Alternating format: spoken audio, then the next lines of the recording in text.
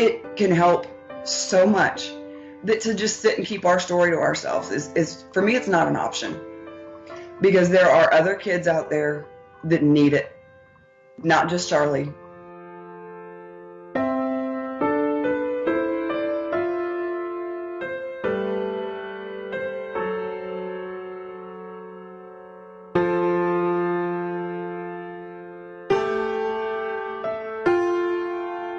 Once she had the first one, they just kind of kept coming and kept coming.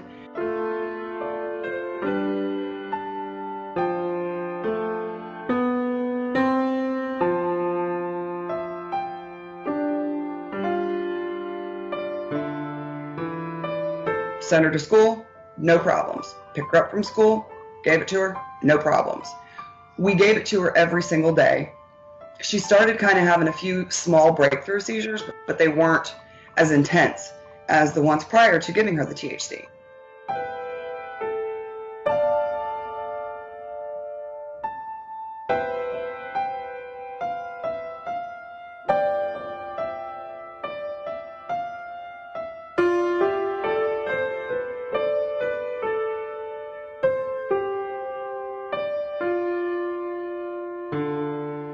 We get a call from the neurologist on February 5th.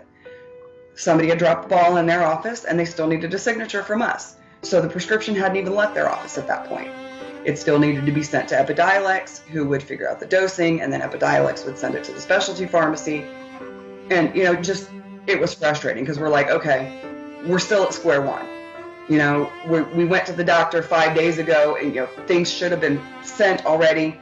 Nothing had been sent. So we're like, okay, we've still got a couple weeks. What are we going to do?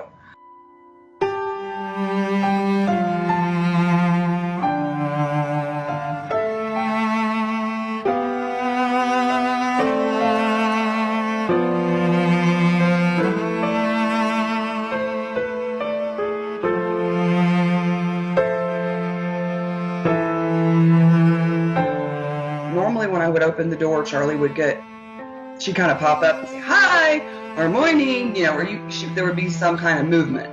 And she did move, and I thought, wow, she's still sleeping. I'm going to have to wake this kid up. So she sleeps in a Noah bed that zips shut for her safety, because if she doesn't have that, she's my wanderer. She'll go right out the front door and leave. And so I walked in and, unzipped that, threw the net up. She was laying face down in her bed with her hands, on her forehead, which, again, was a normal sleeping position for her. And I put my hand on her back, kind of gave her a little shake, and she didn't move. I was like, what the hell? So I said her name a little louder, and I shook her a little harder, and still nothing. And I ran my hand down, and I felt her leg, and her leg was just ice cold. So I immediately, kind of freaked, and I grabbed her, and I flipped her. And as soon as I flipped her over, I could see that her eyes were partly open, her lips were purple, her fingernails, the beds of her nails were already purple. So I screamed for the kids to call 911, and I dove into the bed and I grabbed her.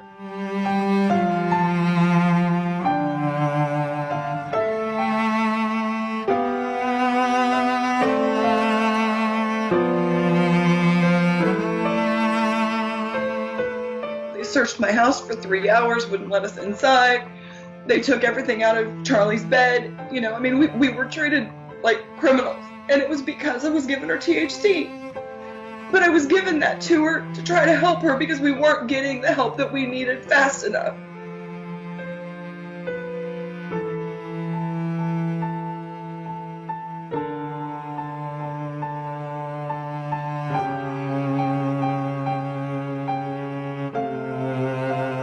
At this point for us, we're not going to get our daughter back.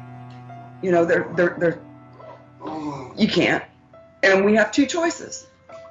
We can either just say, okay, she's gone, move on with our lives, keep our business to ourselves, not risk judgment and things like that from people.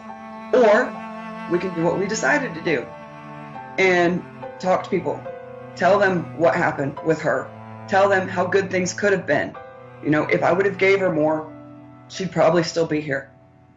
It can help so much that to just sit and keep our story to ourselves is for me, it's not an option, because there are other kids out there that need it.